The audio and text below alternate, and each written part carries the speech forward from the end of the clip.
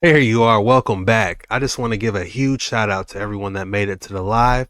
We had a lot of fun. We got to do that again soon. With that being said, oxygen levels. Oxygen levels are 100%. Set a course to Dark Waters 9.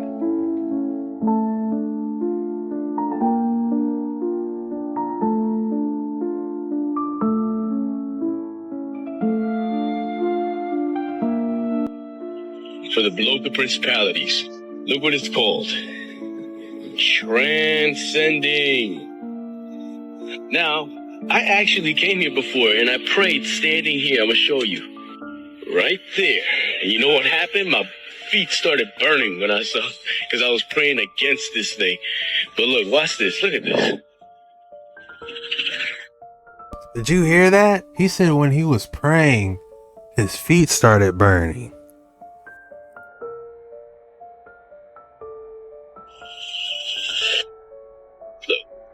Look at his hands. Fallen ones. On the edge of Detroit, Michigan, right on the water, just like every other Stargate, there's a portal named the Transcending Arch Monument. This place has more than we can ever comprehend. There's plenty of occult symbology and reverse-engineered old-world technology, highlighted by the unfinished archway showing they still have work to do. Time is of the essence. Could this possibly be the gateway to the lightbearer? His idolatry is littered throughout the material world. They know the secrets that where we live, everything is about energy. Everything hidden in plain sight. Like this battery, you think is a building. When I first learned of this place, I only knew about the Stargate, across the street from the Scientology building. Like I said, it's right on water, collecting energy. Or should I say currency? Because we live on some type of motherboard, and the battery-shaped buildings are never coincidence. It's all part of the grid, one that your essence is fueling. But who would ever believe that? The programming has been too real. Just look at this place. Once you start seeing structures like this, you can't unsee them. Everything coordinated, strategically. It's a circuit board you were never taught about. With dark energy and doorways they enter in and out of. It couldn't be any more obvious. But tell me, what do you see? Do you see what you're told to see? Or do you actually see what's in front of you? I mean, I had no idea Detroit had all this type of symbology. Like, what is this supposed to be? It is just screaming portal vibes. And I believe that's the Chrysler building. Looking exactly like a battery. I did not catch this, but the Stargate, like, I mean, across from the Scientology building as well. I mean, what are the odds? Then you got that giant arm hanging in a pyramid. I mean, what is really going on in Detroit? Y'all watch this UFO. Look at that. Now, this UFO was caught on live TV during Dubai's New Year's Eve celebration. Look at that. UFO flies right on by. Caught on live TV. Disclosures definitely happening this year. I mean, they dropped a movie trailer for it. So, I mean, hey. But I feel like people say that every year for like the past 5 years. Disclosure's coming. But you definitely could see something flying through. And let's just take a moment to look at the city of Dubai. Like, that is massive. I wonder what type of ancient structures they have in Dubai. You know, this world is so massive, and it's just crazy that we're possibly stuck in Middle Earth. There's no telling what's really out there. That's probably where this ship was headed, going somewhere out to the outer lands. In July 2025, deep in the windswept plains of western Azerbaijan, archaeologists stumbled upon a Bronze Age burial mound that had remained untouched for nearly 4,000 years. Known in this region as a kurgan, it held something incredible inside. Just beneath the surface, archaeologists found 14 massive limestone slabs, each of them weighing a ton, and just beside them were the weathered remains of a colossal stone bull. As they dug further, they found the kurgan was divided into a 3-part burial chamber, with each section sealed off by ancient stone walls. Inside one of the compartments, they found a treasure trove of funerary offerings, including ornate ceramic jars. The jars contained the bones of cooked goat, cow, horse, and boar. But the biggest surprise was yet to come. At the center of it all lay a body, a man buried in a semi-flexed position, clutching a rare 4-pronged bronze spear. The preliminary analysis suggested that he stood at 6 feet 7 inches tall, a Bronze Age giant, lost to time until now. In July 2025, They found a warrior. And then they took it straight to the Smithsonian. We'll never see it. But how cool would it be to see, the 6'7" staff? That's insane. And then it was buried with a bronze bull. They found a warlord, didn't they? An ancient warlord. Imagine standing at the edge of a giant stone labyrinth carved straight into the earth. This is Chand Bowery, one of the deepest and most impressive step wells in India, located in Rajasthan. Built over 1,000 years ago, this ancient structure has more than 3,500 narrow steps, arranged in perfect geometric patterns across 13 stories. From above, it looks like an endless optical illusion, each step mirroring the next. Chand Bowery wasn't just built for beauty. In the scorching desert heat, it served as a vital water reservoir, keeping the air below noticeably cooler than the surface. Locals once gathered here not only for water, but for rest, rituals, and social life. On one side stands a pavilion dedicated to Harshut Mata, the goddess of joy and prosperity, reminding visitors that this place held spiritual meaning as well. Silent, symmetrical, and almost hypnotic, Chand Bowery is a masterpiece of ancient engineering, proving that long before modern technology, humans were already building wonders that still leave us in awe today. It was almost like a natural pool that kept cool because of how deep they dug it. At first, I'm like, why are they digging so deep? What are they trying to keep down there? But after seeing the reason why, like it kept the pool cool, that makes sense. And then there's a palace to the left of that. This sounds like the spot to be back in the day. Okay, right. So we've been having a nice little discussion about how this is the Grand Canyon and that's the Red Sea, and it's found in your Geneva Bible, right? Now, somebody that was on my Facebook post shared a clip from a book that was created out of the places of the Bible's locations, which I actually have a physical copy of coming to me, right? This is a prime example of the collective. Did you hear what he said? Somebody in the comments said something. I'm telling you, man, when we all put our brains together, it's crazy what we can come up with. Notice how the Old Testament world is labeled as the area now known as the United States. Now, there's been controversy over this map that I've shown you because it shows the Red Sea being right here, right next to the Grand Canyon, as shown in the picture. Now, people are saying that this is bullshit and but let me show you something. Let me show you how they got rid of the Red Sea. See, this is the location of the Grand Canyon, right where California and the rest of the land met. They got rid of the rivers by putting the dams on the water that ran to it.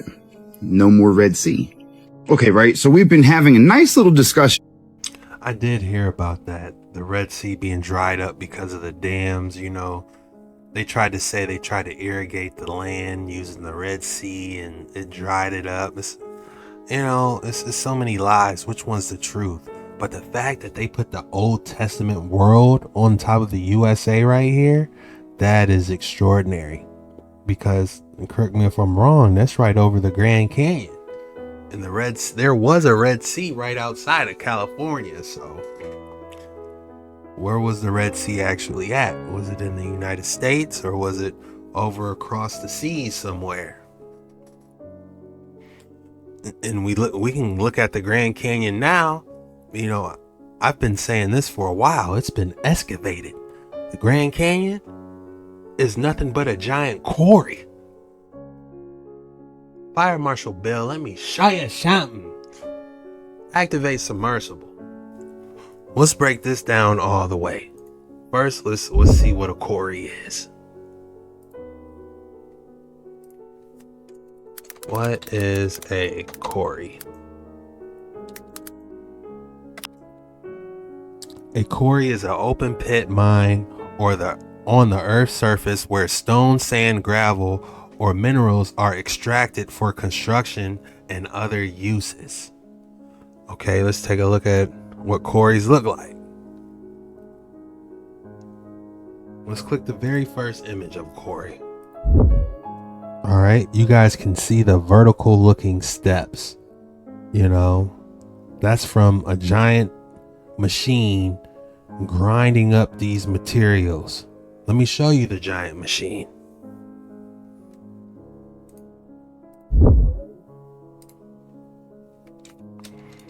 Giant excavation machine.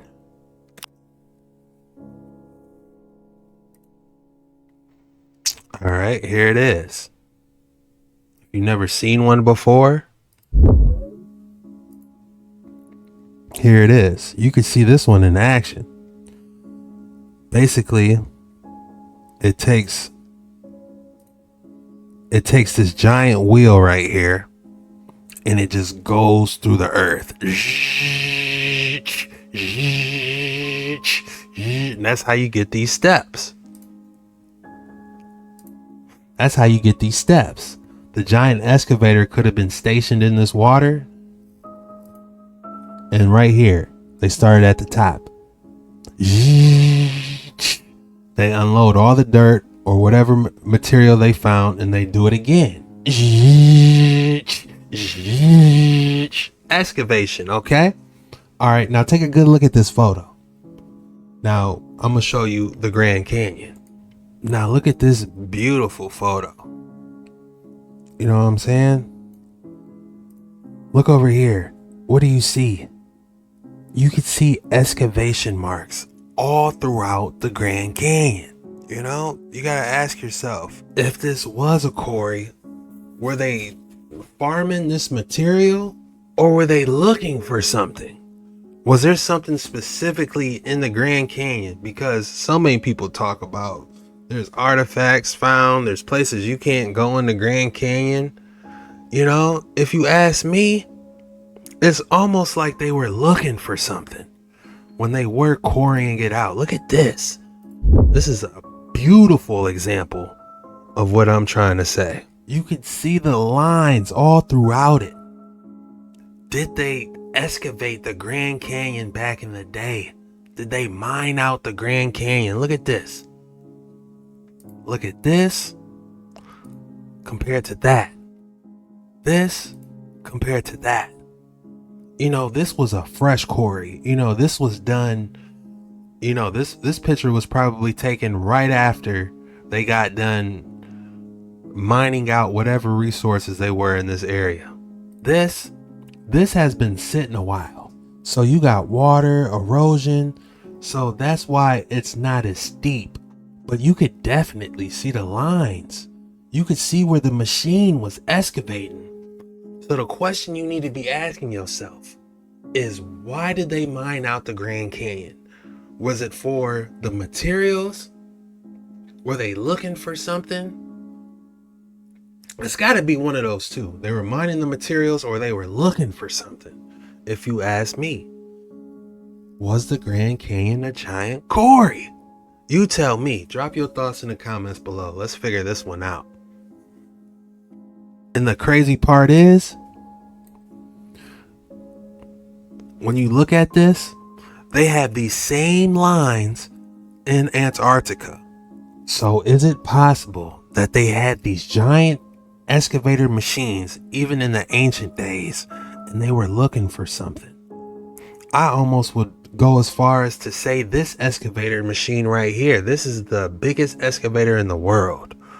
I wouldn't be surprised if they found this one. You know, where's the construction photos of this excavator machine? You know what I'm saying? But that might be going a little far, but hey, they could have probably had machines 5 times the size of this. This is currently the biggest excavator in the world, but they could have had one 5 times the size of this.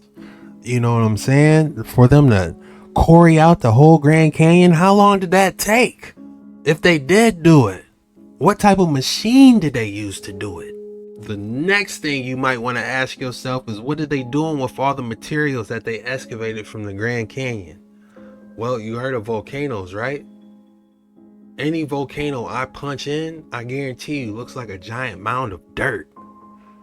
Just stacked, like they just poured all their waste in a giant mound.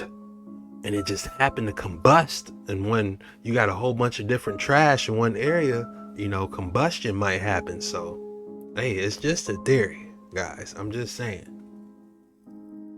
When you put the pieces together, they kind of add up. Grand Canyon, giant quarry. What did they do with all the excess waste? Volcanoes. That's the theory. This is a closer look at the blade. Massive scoop blade. The ancient excavators, they were like world excavators, if we can call it like that. Just like how we have the world trees, you know, giant mega trees, man, they had giant world excavators. This is excavated land in Russia, or Germany, forgive me. They just didn't go as deep as the Grand Canyon. They was digging. In the same photo, we can find the same type of lines in the Antarctic. Let's see if I can pull it up real quick, since we're on this topic. Antarctica mountains. We're just going to type in Antarctic mountains, and we're going to look for the marks, because that's probably going to be the only way we're going to find it.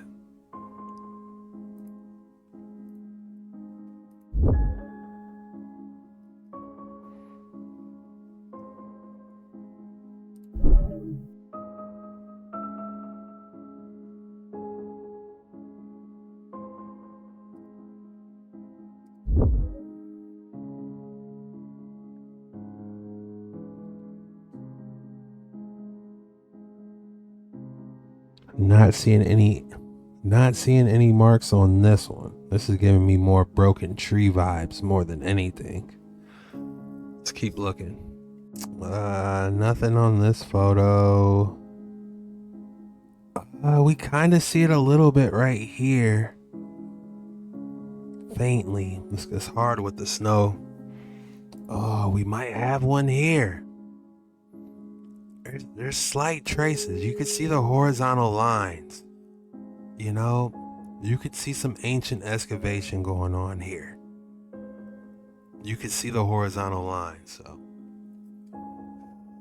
it's just a theory, but I'm sure if we continue to look harder, we could find clear evidence of excavation lines. Oh wow, I found one.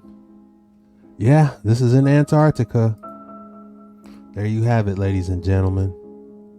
If that's not clear excavation lines, I don't know what is. Compare this image to this image. That to this. Kind of similar, and you can see it in the background. That snow was melted, man, you would say this is the Grand Canyon. Let's pretend all the snow was melted on this top photo. You would say this is pretty much the Grand Canyon. So the Grand Canyon wasn't the only thing that got excavated and quarried out. Antarctica. Interesting.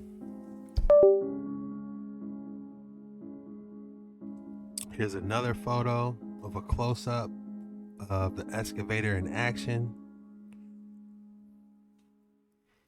Just to tie it all together. If you thought I didn't have another excellent specimen for you today, think again. So another specimen that I'd like to share with you is an incredible fluorite from Erongo. Now, fluorites from Erongo are famous around the world. They come in many different forms, but I've yet to see one in this shape. If you can see here, it's like an elongated cube that has modified edges. And this is the same location that the alien eye fluorites came from probably 20 some odd years ago. The location produces from time to time, and most recently it produced fluorites of a spinel twin habit, which are more flattened and they look like calcite blades. I'm pretending to understand everything he's saying. Forgive me. But the alien eye, that did sound familiar. I do remember going across that. I'll show it after this. Those come in all different sorts of colors, from clear to green to purple, but the ones that are in this shape with this rectangular elongated form, which is also twinned, these lower crystals are penetrant twins into the larger one here. And as well, you can see on the top surface, this is the expression of another crystal that's penetrated in that you don't see within the confines of this larger crystal. So most of the pieces from Orongo are twinned, or a lot of them are twinned, and this is an extraordinary one because it is not your typical shape for a fluoride. Another aspect of them that is very unusual is that it's so transparent, because most of them are not typically easy for light to pass through, and this particular one is very open. Its size, its perfection, it is an outstanding fluorite. There you are. Now, if there ever was a piece worthy of the name kryptonite, it would be this. If I had to name this species, specimen, I would call it kryptonite, the kryptonite stone. Because it is worthy. Now, I got to show you that alien eye he was talking about. Alien eye fluorite, I believe was the name. Fire Marshal Bill, let me show you something.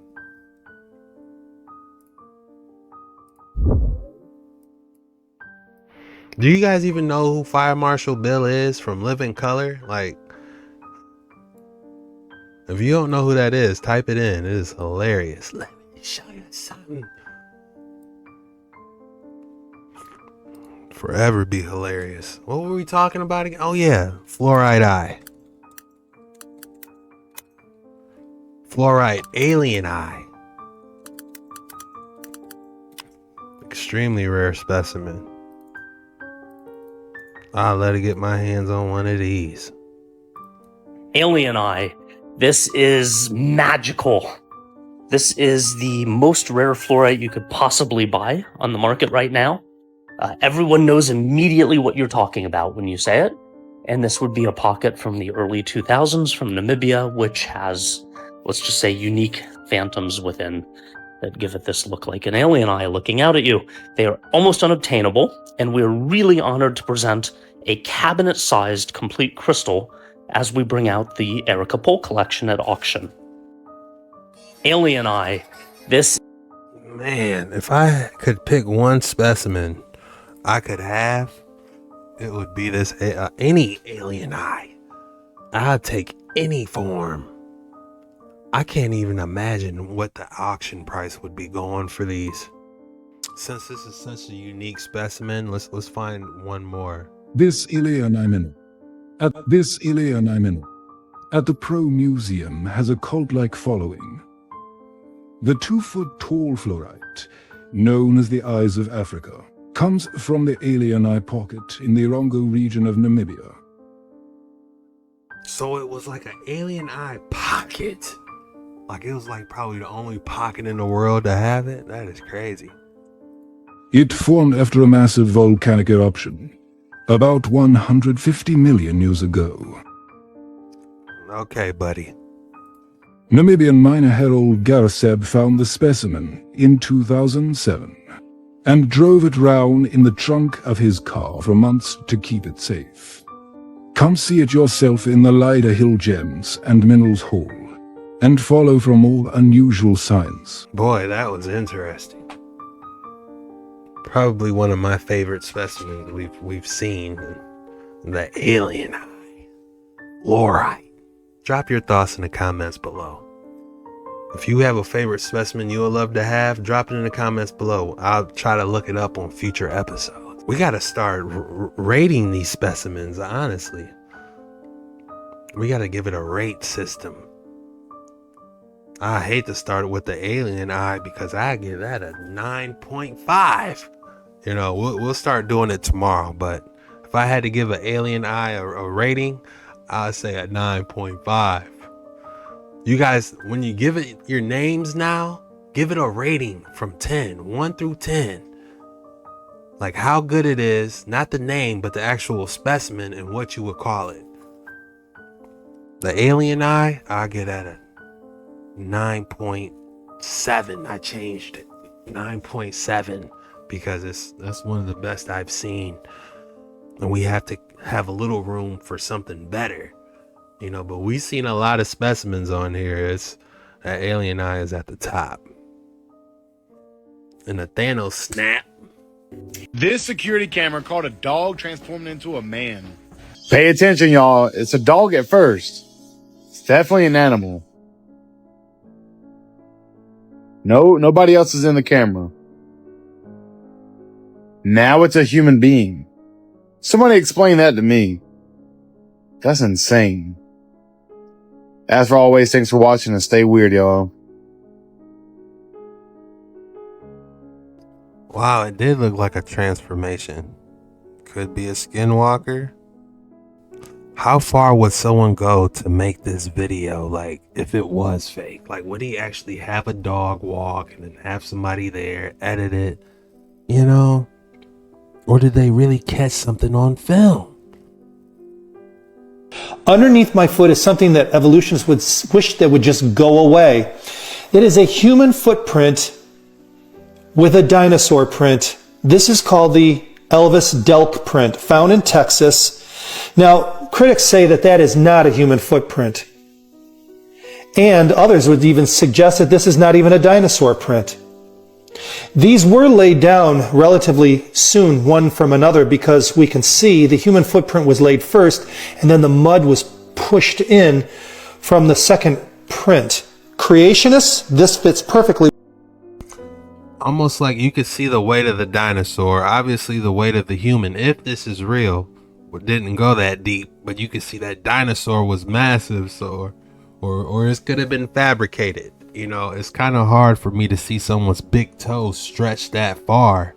You know what I'm saying? That's a, I don't know any human foot that big toe that can stretch that far. So this is definitely suspect, to say the least. Within their scenario and worldview. Evolutionists, not so much. It's anathema to them. And look how big the second toe is. You know, normally the second toe next to the big toe is like skinnier. Am I right or am I wrong? This looks like he's got two big toes, you know?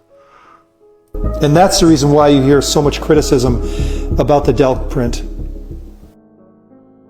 It's just that human foot. It's just hard for me to imagine. You know, it could be something else, but that's not a normal human footprint if you ask me. You guys tell me, am I tripping? Speaking about human feet, we might have a giant petrified one on our hands right here. Take a look at this.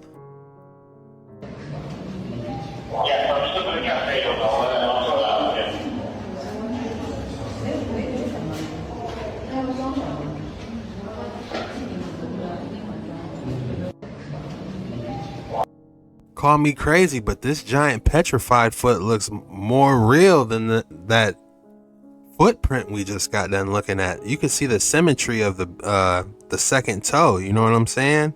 That last photo or last TikTok we were looking at, it looks like it's, you know, this should be longer and more narrow. But it's like it's just a second big toe.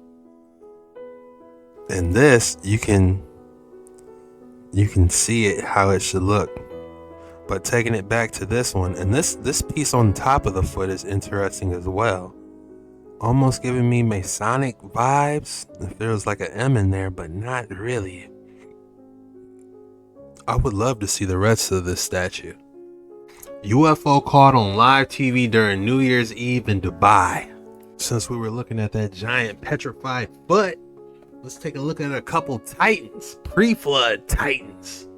Your suffering is because you're gripping too tightly to things that were always meant to flow. You see, life is not a structure to be clung to. It is a river, ever moving, ever changing. And when you try to grasp at it, when you insist on holding tightly to the banks, you create resistance. That tension, that friction, is what we call suffering. It is not unreasonable to desire the same kindness you give to others. But understand this: your power lies not in demanding reciprocity, but in your ability to walk away without bitterness. When something doesn't feel right, don't force it. Don't rationalize it. Let that unease exist. It is the voice of life itself whispering through you. That discomfort is intelligence. Do not stay in situations out of fear. Fear of emptiness. Fear of being left behind. For anything born from fear... If there was half as many of the giants as the story said there would, you know, how are you going to get rid of a giant? But you going to pick it up? You know what I'm saying? They could have turned into the landscape like they're showing us. Actually be undone by love. That is the nature of the universe. What is false cannot be sustained. So let it all pass. Let it all go. You are not here to hold on. You are here to move. An energy flowing through space, through time, through form. And what is truly aligned with you? It will not need to be chased, held down, or fixed. It will flow with you, heal with you, evolve with you. The only effort required is the courage to follow your heart's direction. That's all. Very interesting. You can see the nose, the smile. Yeah, what I'm trying to say is that the giants back in the day, their body composition, they might have not had as much oxygen in their blood as we do, or, you know, their skin could have been made of something different, digestive system, you know, it could have been some type of chemical reaction from a petrification event. I don't know. Or when the flood happened that hardened everything. It's a mystery. All right, guys, that's all we have for today's video. If you made it this far, the code word is alien eye. Drop alien eye in the comments below. When you do that, that lets me know you made it all the way through the video and you really rock with your mans. And I just want to say thank you so much. It means the world to me. I love you guys. Huge shout out to everyone that came out to the live. We had a lot of fun doing that. We got to do another one soon. And yeah, that's it. This was the most mysterious TikToks on the internet today. See you soon.